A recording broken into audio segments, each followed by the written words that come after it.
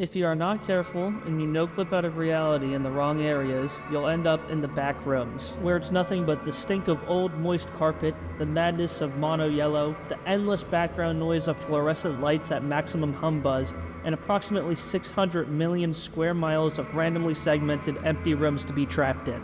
God save you if you hear something wandering around nearby, because it sure as hell has heard you.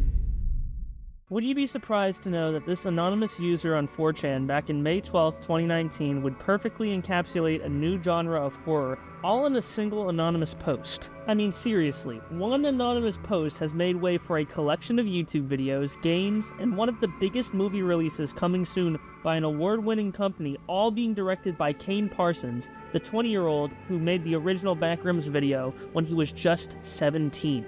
There is bound to be some hype in the following days, and I personally do not want to miss it, which is why I set off to figure out this very convoluted concept of the Backrooms. However, one thing I want to make clear is that as a concept, the Backrooms can be interpreted in an ironic, infinite amount of ways. And there have already been so many different ways people have interpreted the concept, which is why I will break it down into the three most popular, with that being the original design and horror of the Backrooms, the community/wiki's ongoing lore, and then ending off with the Kane Pixels interpretation, which will be the most important to know for the upcoming movie's sake. So with that out of the way, let's start to go down the Backrooms rabbit hole.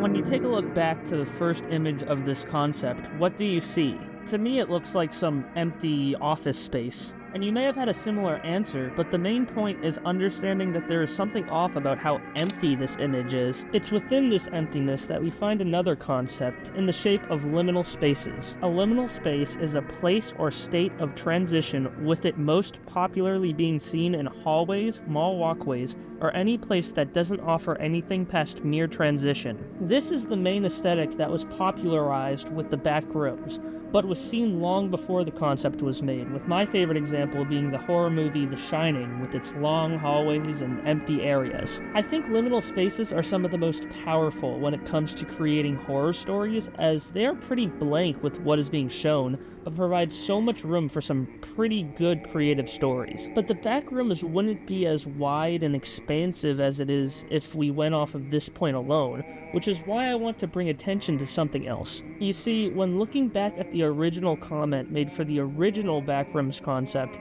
the final line brings up the idea of something lurking around you. You could see that line as something simply meant to be a filler for the fear of the unknown, but there is two concepts I feel better suit what the Backrooms is portraying. Now, I believe that the best way this can be described is by seeing this lurking feeling as a mixture of canopsia, which is when you're in an atmosphere that looks like it should be bustling with life when it is abandoned or quiet, and a sense of presence, which is the psychological way our brain will naturally predict another presence is around us based on lived experiences. I feel that with the original concept for the Backrooms, it was undetermined what this thing lurking around was, which is why as a concept, there are many ways to go about creating stories with the Backrooms. Maybe these lurking things are actual physical entities like what shows up in a lot of the fan-made Backrooms levels. Or maybe it's something all in your head as the madness of being alone slowly drops your sanity to the point of no return. All in all, these examples I have brought up serve a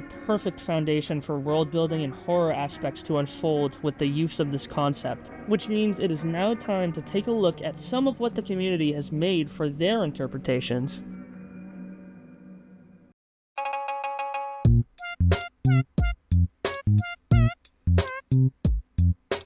It was in its simplicity that we get the main horror of the Backrooms, but what I would like you to do now is take all of that and throw it out the window. Now, we have the confirmed, totally 100% real story of the Backrooms. Nah, I'm just playing. In fact, looking at this area of the concept for the Backrooms, we can see that the Backrooms community is filled with a diverse amount of people with plenty of ways to interpret the Backrooms, with the one caveat being that the Backrooms community is filled with a diverse amount of people with plenty of ways to interpret the Backrooms, but that's the same thing. My point is that the one key detail about the Backrooms concept is that it all came from an anonymous user, which means there is no clear-cut complete story. It is open to the world on how you can interpret it, with different levels, entities, rules, and groups being formed to try and build on this world. But if I'm being honest though, I feel like it hurts the overall concept to have some serious stories and well-crafted videos be mixed with people trying to get their OC as much attention as possible. But for now, I will try and summarize the main themes so we can see what most people are picking up. For one, people were not interested in the Backrooms only having one level, and decided that there needed to be ways to descend or escape it in some way. This allowed for multiple levels, which, if you look on the wiki, mainly consist of pretty cheap concepts and attempts at trying to make a scary Backrooms level. Don't get me wrong, looking at some of them, you can see how much effort was put into it, but I'm serious when I say you could probably search up on Google any room or location with the word empty in front of it and at night at the end of it, and use that to make a Backrooms level. One example being level Fun. Now this level doesn't follow the number system they have in place for most of the other levels, using a word instead, and it also has another common thing you'll see in most levels, that being entities. For this level's sake, they have that with the partygoers, a tall chimeric yellow block with a smile on its face. Now there are so many other interesting entities in the Backrooms, each with its own special abilities and features, and there are already so many other videos talking about it, so I will not be going over any of that today. However, within the video games the Backrooms community has made, most of which I'm using footage from, they will show all these different objects and tools you could use, but one thing you may ask is that if you're trapped down there for a long time, what is there to eat or drink? And all of that is handled with almond water.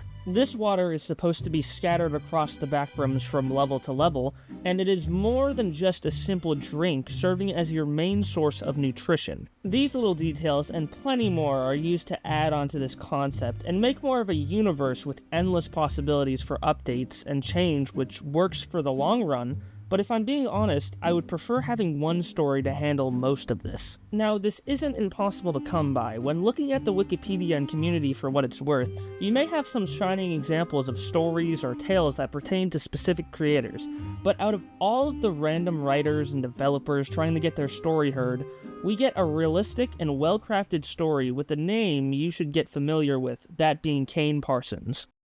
That is not a fucking question!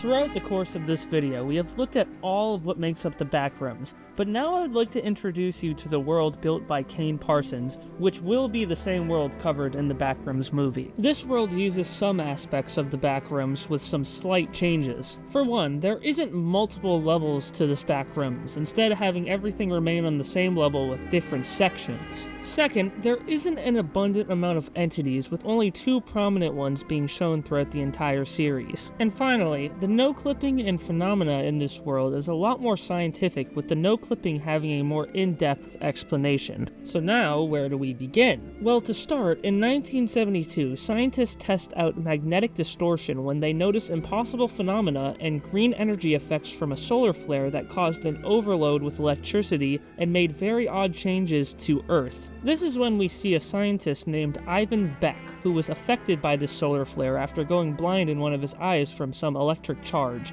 and he begins to work with a company called Async Research Institute to figure out what is going on. In the 80s, Ivan learns that through fusion research, there would be a way to create an infinite storage using these strange distortions, which would help with management of resources and other essential materials. It is in his sixth attempt of trying to get to this infinite space that it would cause an earthquake, killing many and injuring more, while simultaneously causing a lot of property damage, but in turn, finally getting him this null zone he wanted, and calling it the Complex, which Async would take their first baby steps into. Now, as we go into the year 1990, we see the bulk of these videos and stories take place. They explore further into the Complex, finding a missing body, losing one employee named Peter Tench, who loses his team and goes missing, and tightening up security to try and document these anomalies taking place. In one video, we see the first glimpse of what appears to be a life form that isn't human. As they they go deeper, Async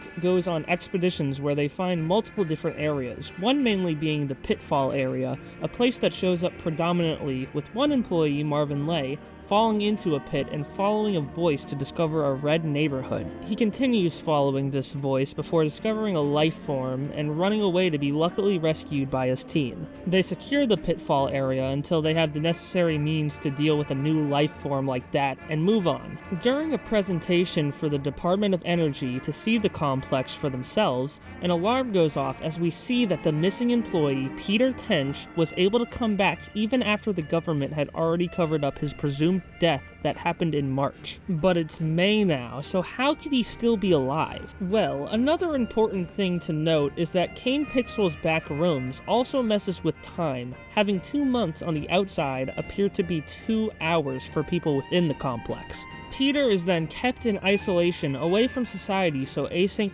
can try to figure out how to reintegrate him back into society. It's also around this time when Captain Clark's Ottoman Empire advertising appears to come around with a pretty interesting character we've definitely seen before running it. The reason this is important to know is that it is possible that Peter Tench, after seeing the advertisement, began to become paranoid and untrusting of the Async staff, believing them to be an illusion of the Backrooms. After using stolen credentials, Peter sneaks back into the complex 6 days after the events of this presentation where he was originally found, to try and map out the complex as he didn't trust that Async was as they appeared. In his paranoia, Peter believed that his only true way of getting back to his family was to find the true exit to the Backrooms. 8 days later, after Peter's departure, Async begins a routine inspection with the team of Marvin Lay and Mark Bloom, both featured in the Pitfalls video we saw earlier. During this inspection, they find a map written on a wall in an area they've never seen before that showed some of the areas connected to this new area they had already seen,